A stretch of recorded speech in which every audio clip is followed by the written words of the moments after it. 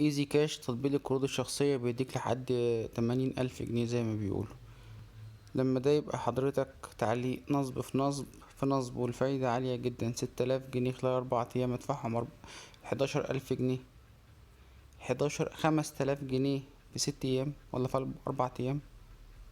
ليه حضرتك؟ بس هو واخد منك داتا، لما قالك سجل حساب عن تطبيق طلب منك ان انت تحط له معلوماتك الشخصية وصورة البطاقة وصورة سيلفي وجهات الاتصال، وخد منك كل حاجة على تليفونك.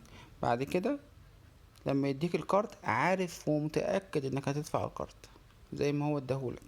وللأسف التطبيقات دي كلها ما بتديكش حرية ان انت تأكد الكارد او تبقى عايز الكارد ده بالذات او لا. يعني هو بيفرض عليك الكارد، مبلغ الكارد هما بيفرضوه عليك، مش اي حد يقدر يختار الكارد اللي هو عايز ياخده.